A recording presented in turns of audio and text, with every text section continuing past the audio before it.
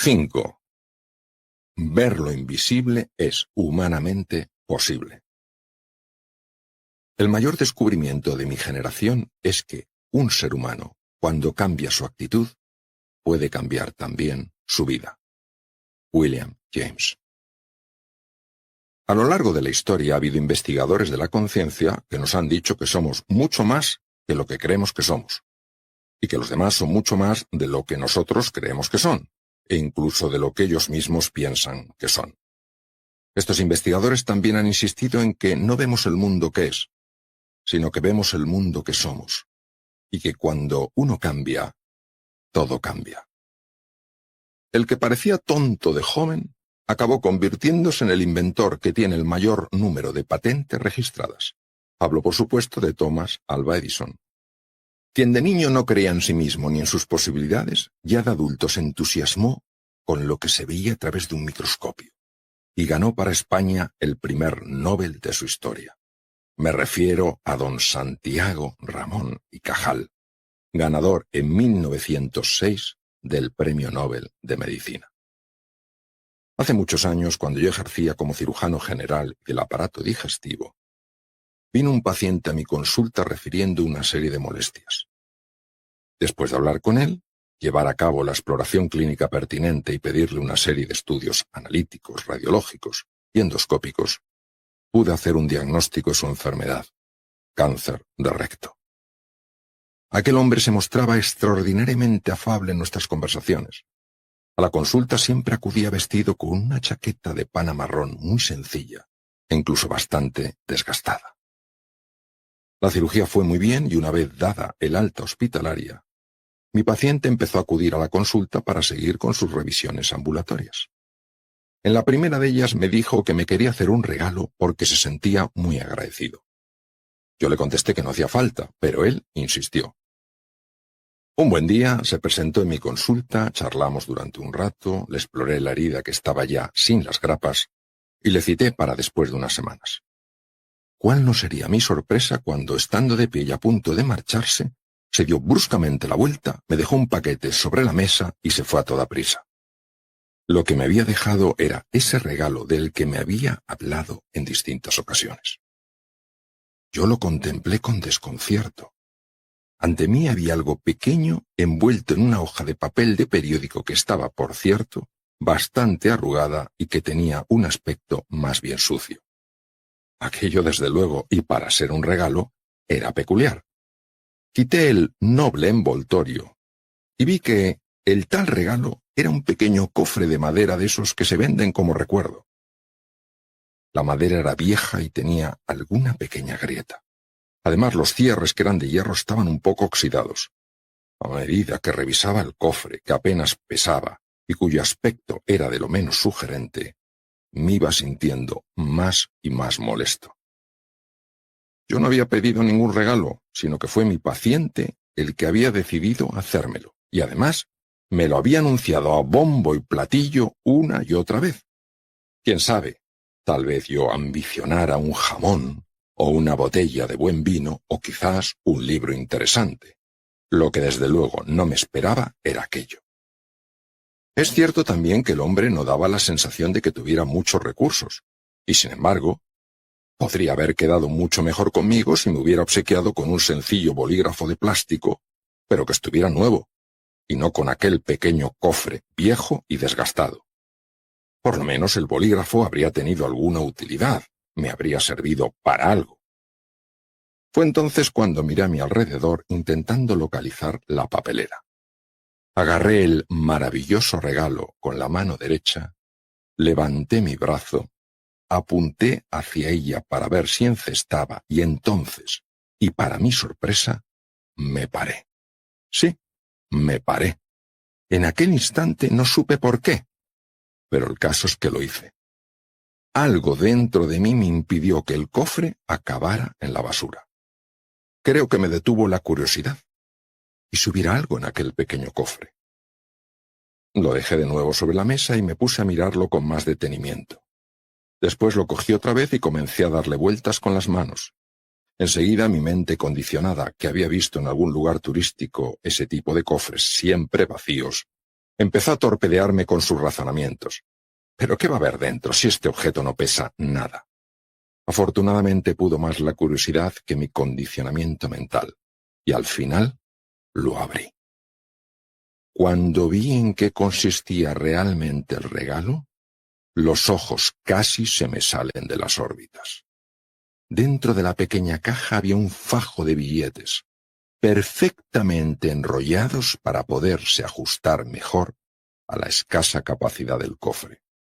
Con aquel dinero se podía uno comprar una pata de jamón ibérico, una buena botella de vino, un estupendo bolígrafo y más de un interesante libro.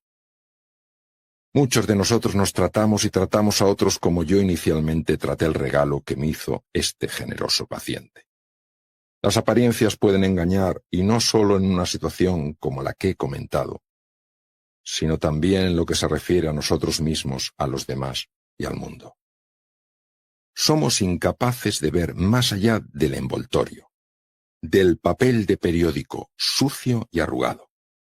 Como mucho exploramos un poco y nos encontramos con el cofre de madera pequeño y agrietado. Es a eso a lo que llamamos yo, y que para nosotros representa quiénes somos, nuestra identidad. A veces nos fijamos más en nuestras torpezas, en nuestras inseguridades, en nuestras debilidades, en nuestras incapacidades, y nos vemos como hojas de papel de periódico arrugadas o como cajas de madera toscas y defectuosas. Otras nos fijamos sobre todo en nuestros aciertos, nuestras seguridades, nuestras fortalezas y nuestras capacidades, y nos vemos como brillantes papeles de celofán o como cajas de madera noble. En el primer caso estaremos fundamentalmente descontentos, mientras que en el segundo estaremos contentos e incluso tal vez satisfechos. Sin embargo, todo esto sigue siendo simplemente envoltorio. Todavía no hemos abierto la caja para saber lo que hay en su interior.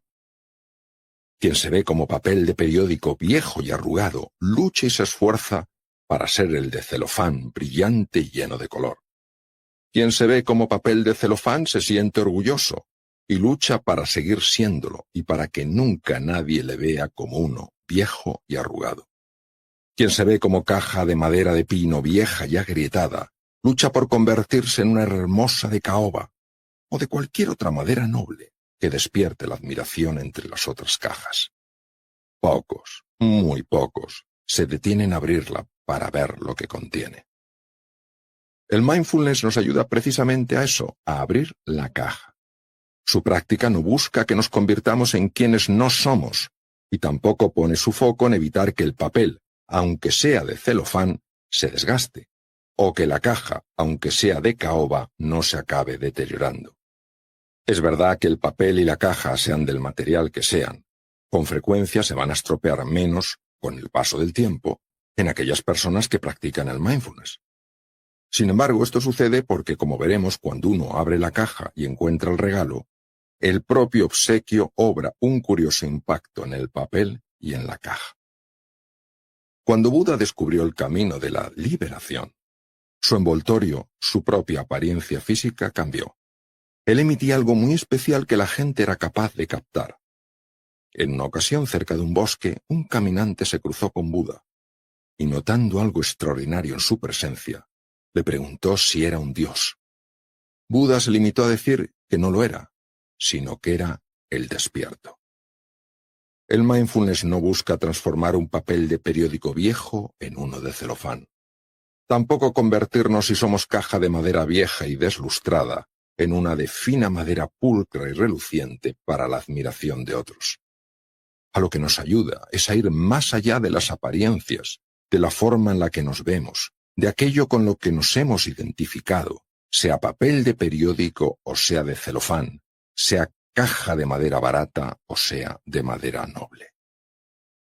La única intención del mindfulness no es que cambies y te conviertas en alguien distinto al que eres, sino que descubras quién eres de verdad. ¿Cuál es tu verdadera naturaleza? ¿Cuál es tu auténtica identidad? Por eso, su práctica permite desplegar, aflorar, manifestar aquello que estaba oculto. ¿Verdad que cuando uno descubre el regalo tan fabuloso que encierra la caja, deja de importarle tanto su envoltorio? Esta es la grandeza del mindfulness, la de ayudarte a conectar con lo que eres, no en apariencia, papel y caja, sino con lo que eres en tu profundidad.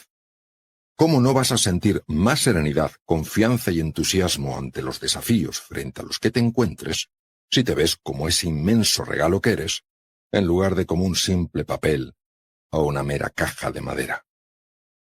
En el mindfulness solo hay una intención, la de entrar en contacto con lo que es, y tú eres en tu naturaleza y en tu fundamento un extraordinario regalo.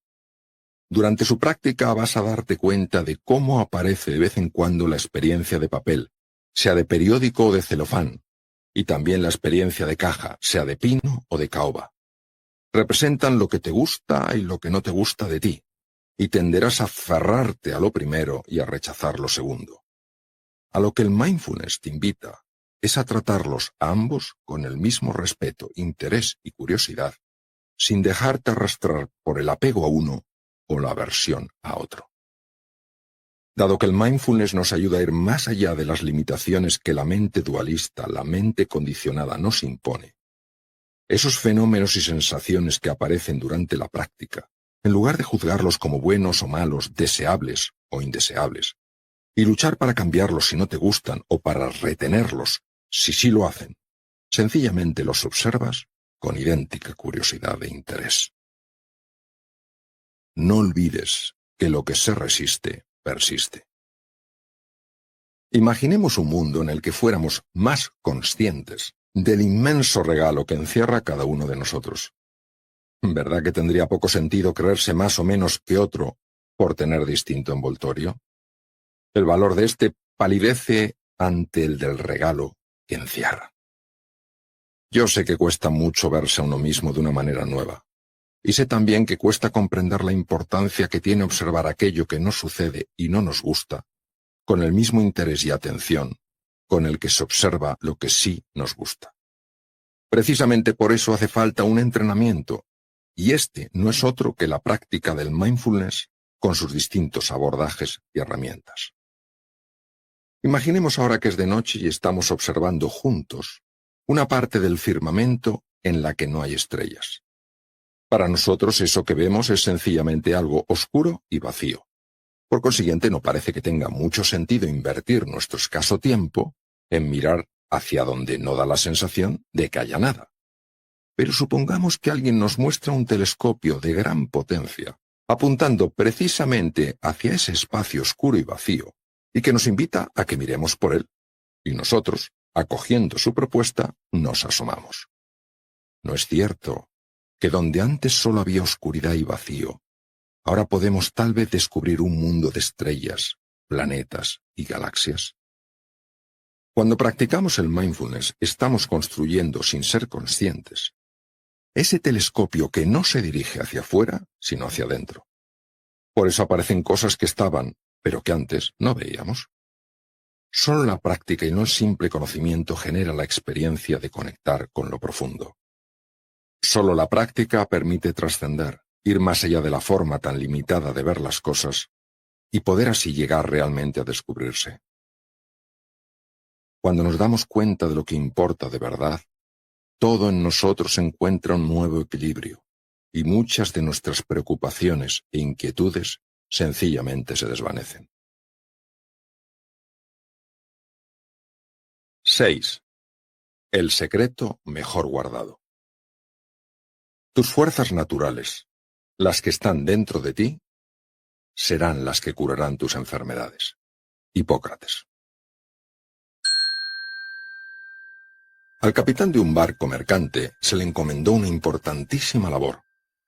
Tenía que llevar un cargamento excepcional desde un determinado lugar a otro que se encontraba situado a gran distancia, al otro lado del océano.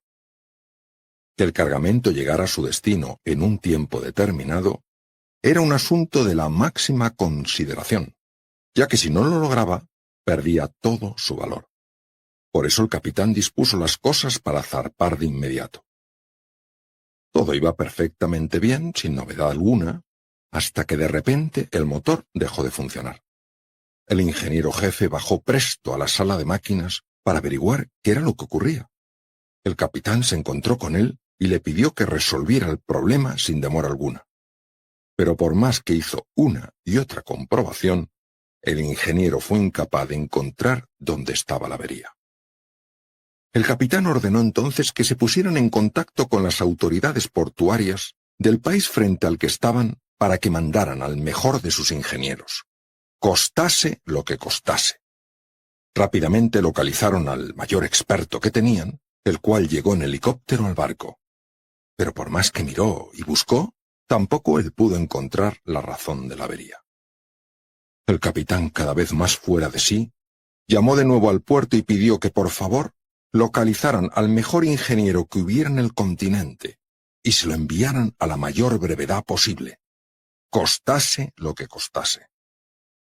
El nuevo ingeniero, la máxima autoridad en motores de barco que existía en aquel continente, fue localizado y se le trasladó, primero en avión privado hasta la costa del país frente al que estaba el barco, y de ahí en helicóptero hasta el mismo barco. El capitán lo recibió con verdadero entusiasmo. Estaba convencido de que alguien de tal reputación sería capaz de entender lo que estaba evitando que aquel motor funcionara. Por increíble que parezca, tampoco este ingeniero, el mejor que había en todo el continente, fue capaz de localizar la avería. Apenas quedaba ya tiempo para un último intento.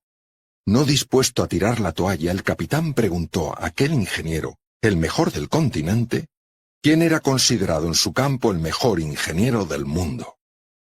En cuanto el capitán lo supo, le rogó que se pusiera en contacto con él para que acudiera en su ayuda, costase lo que costase. Un día después llegaba el nuevo ingeniero, el mejor que existía en el mundo. Fue trasladado primero en avión privado y después en helicóptero. Aquel hombre fue recibido por el capitán como solo se recibe a un héroe. Después de dar una y otra vuelta por la sala de máquinas y de solicitar que intentaran encender el motor una y otra vez para escuchar el sonido que emitía, el mejor ingeniero del mundo solicitó un destornillador de gran longitud y lo introdujo por una rendija muy pequeña que había entre dos piezas del gigantesco motor. Allí, al fondo, había un diminuto tornillo. El ingeniero, utilizando el destornillador que tenía en la mano, apretó con delicadeza el tornillo. Entonces pidió que intentaran encender de nuevo el motor. Para sorpresa y admiración de todos, este se puso en marcha. El capitán no cabía en sí de entusiasmo. Todavía tenían una oportunidad para llegar a tiempo con el valiosísimo cargamento al lugar de destino. En cuanto llegue a su país, por favor, mándeme la factura, le dijo el capitán al ingeniero. El hombre, el mejor ingeniero que había en el mundo, fue despedido con vítores por la tripulación. Poco tiempo después le llegaba la factura al capitán. El importe era ni más ni menos que de 1.000.000 de euros. ¡Qué barbaridad!, exclamó el capitán. 1.000.000 de euros por apretar un simple tornillo. Muy respetuosamente, el capitán mandó un email solicitando al ingeniero, el mejor del mundo en este tipo de motores, que le desglosara la factura porque no entendía cómo le podía pasar tales honorarios por apretar un simple tornillo. La respuesta no tardó en llegar y decía así: desglose de la factura. 1 euro por apretar un simple tornillo. 999.999 euros por saber qué tornillo apretar. Toda metáfora puede ser entendida de muchas maneras, y a mí me gustaría proponer una de ellas. Nosotros somos como ese barco cuyo cargamento tiene un valor extraordinario. El viaje desde nuestro lugar de origen hasta nuestro lugar de destino representa una vida vivida con verdadero propósito y sentido. Desde que nacemos hasta que morimos pasa un tiempo precioso que no podemos desperdiciar. El motor del barco representa el corazón, la fuerza interior que nos mueve, para que alcancemos y afloremos todo nuestro potencial y podamos decir al final de la vida y con verdadero orgullo: confieso que he vivido. Cuando perdemos la serenidad, cuando perdemos la confianza, cuando se desvanece la alegría y el entusiasmo, el motor deja de impulsarnos, deja de ser la fuerza motriz en ese viaje que representa una vida feliz y con sentido. A veces fueron vivencias que hicieron que nos sintiéramos solos y perdidos, las que causaron que el motor dejara de empujarnos por el camino que representa una vida dichosa. Otras llegamos a creer que no valíamos lo suficiente y que por eso no merecíamos ser queridos. Hubo quizás ocasiones en las que nos sentimos pequeños y desvalidos, insuficientes a todas luces para afrontar cualquier reto de cierta envergadura. Sea cual sea el origen de esas heridas emocionales que todos, en mayor o menor medida, hemos sufrido, su efecto es que nos convierten en personas sumamente reactivas. Cualquiera que toque, aunque sea inadvertidamente, tales heridas, puede provocar en nosotros y de manera automática una reacción de furia, de ansiedad o de bloqueo. Las personas que nos quieren, los capitanes de barco que aparecen en nuestra vida, muchas veces no saben qué hacer para arreglarnos cuando nos ven sin ilusión, sin energía, sin verdaderas ganas de vivir. Por eso solicitan la ayuda de los expertos. Lamentablemente muchos de ellos, aunque saben de motores, no los conocen con suficiente profundidad. Y por eso también intentan uno y otro abordaje y no siempre consiguen que el motor, el corazón, se ponga de nuevo en marcha. Una vida con sentido es una vida feliz. Y una vida feliz no es una vida sin dificultades o aflicciones, sino que es una plena. Una que se vive con profundo sentimiento de asombro y gratitud. Cada uno de nosotros puede entrar en contacto con ese ingeniero que es el mejor del mundo. Y es el mejor porque conoce a fondo la verdadera naturaleza del motor y sabe dónde están esas heridas emocionales, los tornillos desajustados que están generando esa disfuncionalidad en nuestro motor. Como sabemos poco de este tipo de tornillos, nos parece que su valor es muy relativo y creemos que otras cosas son mucho más importantes. Por eso al capitán le costaba entender que el ingeniero pusiera en tan alta estima su labor, 1.000.000 de euros, por haber ajustado un insignificante tornillo. No es fácil poner palabras a esa fuerza reparadora. Ya vimos anteriormente cómo la práctica del mindfulness era capaz de sanar, de reparar desde dentro las disfuncionalidades que había en el organismo. Vimos cómo dicha fuerza ayudaba a regular la tensión arterial y contribuía a que las células se deterioraran menos y funcionaran mejor. Nos dimos cuenta de que a través del sistema nervioso parasimpático, esta fuerza transformadora, el mejor ingeniero del mundo, era capaz de ajustar los tornillos que en el organismo están desajustados. Es precisamente esa misma fuerza la que no solo contribuye a ajustar el funcionamiento del corazón, en el sentido más físico y mecánico de la palabra, sino también la del corazón sutil, de nuestro corazón emocional. En realidad ninguno de los dos corazones se puede separar porque ambos forman una única realidad. Esto es algo a lo que ya me referí cuando hablé de la coherencia cardíaca y de la investigación que se ha llevado a cabo en este sentido. Es tan llamativo el efecto del mindfulness a la hora de sanar corazones heridos, que su práctica constituye una de las enseñanzas fundamentales del Centro del Trauma de Boston, que está dirigido por el psiquiatra de origen holandés, Bessel van der Kolk. En este centro de prestigio mundial se atiende a niños, adolescentes y adultos que han sufrido algún tipo de trauma, desde malos tratos hasta violaciones, pasando por accidentes de tráfico en los que se desencadenó una gran reacción de angustia y bloqueo. Son también de excepcional relevancia las investigaciones que se han llevado a cabo con excombatientes del ejército norteamericano que padecen el llamado trastorno de estrés postraumático, TEPT. Muchos de ellos estuvieron a punto de perder la vida o vieron como algunos compañeros suyos la perdían. De ahí proceden sus reacciones de intensa ansiedad y pánico cuando escuchan ciertos ruidos o ven imágenes que traen a su conciencia y de manera inmediata su experiencia en el campo de batalla. Lo interesante es que las investigaciones de este psiquiatra han mostrado que los efectos del mindfulness en todas las situaciones citadas pueden tener un impacto beneficioso mucho más marcado que incluso el uso de medicamentos específicos.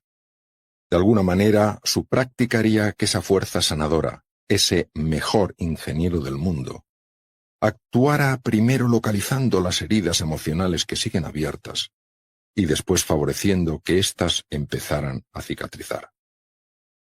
El Dr. Bessel van der Kolk ha manifestado en diversas ocasiones su sorpresa y a la vez su profundo desencanto al ver que algunas de las revistas de psiquiatría norteamericanas a las que ha enviado el resultado de sus investigaciones han rechazado publicarlas. Una vez más, parece ser que el saber ajustar esos delicados tornillos no acaba de ser suficientemente valorado.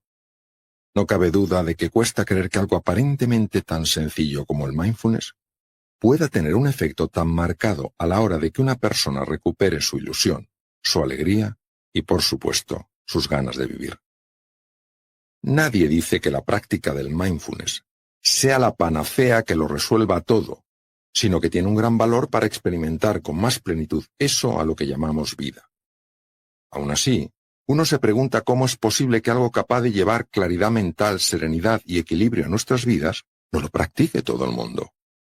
Yo diría que se debe a que, al ser tan contraintuitivo, al ir en contra de todo lo que la mente dualista considera que puede tener algún sentido, genera una gran desconfianza.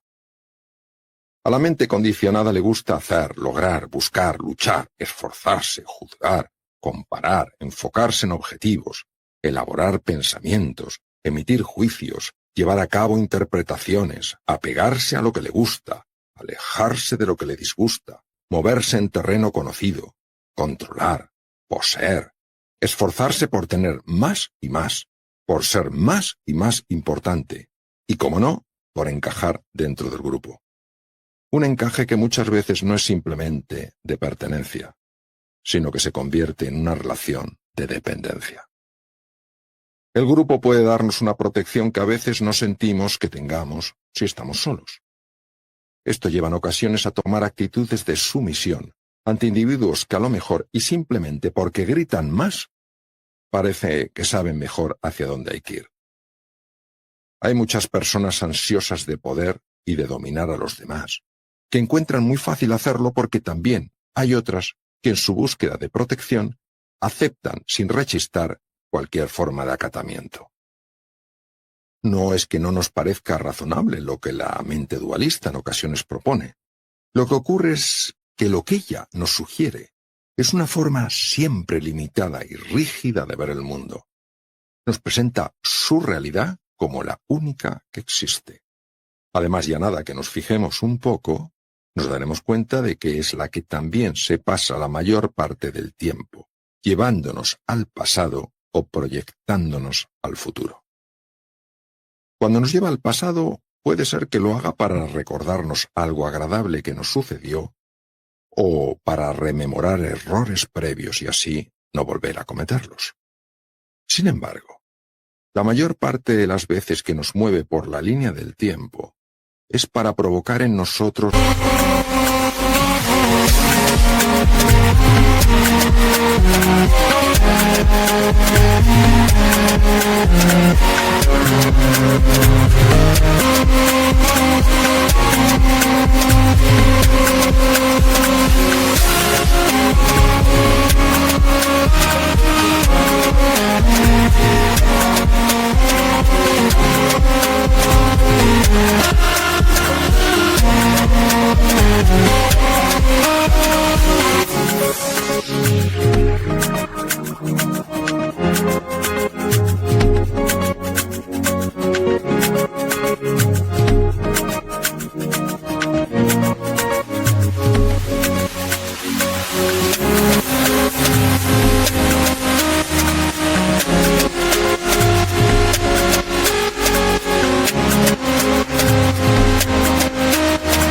una sensación de culpa y de vergüenza por algo que hicimos o dejamos de hacer y de lo que tenemos que seguir lamentándonos una y otra vez. Cuando nos lleva al futuro es para que podamos planear y anticiparnos a lo que podría pasar. No obstante, muchas más veces es solo para llenarnos de preocupación y de ansiedad. Por eso los seres humanos cargamos con esas dos pesadas maletas que no vemos, pero sí sentimos. La de las lamentaciones por el pasado y la de las preocupaciones por el futuro. ¿Quién se puede mover bien en el presente cargando con algo tan pesado? Si recordamos brevemente las investigaciones de Benson, también recordaremos cómo la práctica de no dejarnos atrapar por esos pensamientos perturbadores tiene un impacto muy favorable en la salud. El cuerpo, que es muy inteligente, nos está constantemente mandando un mensaje. La mente está enferma, y nosotros no hemos sabido darnos cuenta de ello. Pero al igual que el pez no sabe que hay un mundo fuera del agua, nosotros tampoco sabemos que hay uno repleto de posibilidad más allá de dicha mente dualista. ¿Cómo no va a ser el mindfulness un secreto tan bien guardado, si ni siquiera se nos pasa por la cabeza la existencia de un mundo mejor en el que podemos vivir? El mindfulness nos ayuda a darnos cuenta de la importancia de algo que también dijo Jesús: estar en el mundo sin ser del mundo. No busca que huyamos del mundo y de aquello que no nos gusta de él.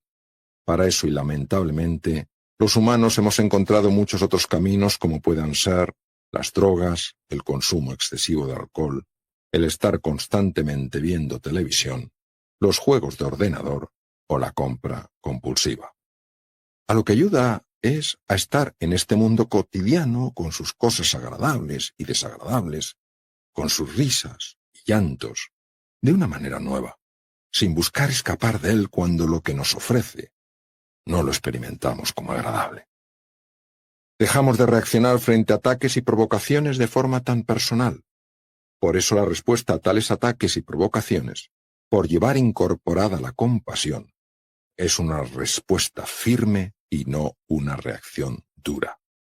Y en el momento de corregir a alguien, lo único que de verdad se pretende es ayudar a esa persona a mejorar, en lugar de buscar de una manera más o menos encubierta castigarla y hacerla sentir avergonzada por haber cometido un supuesto error.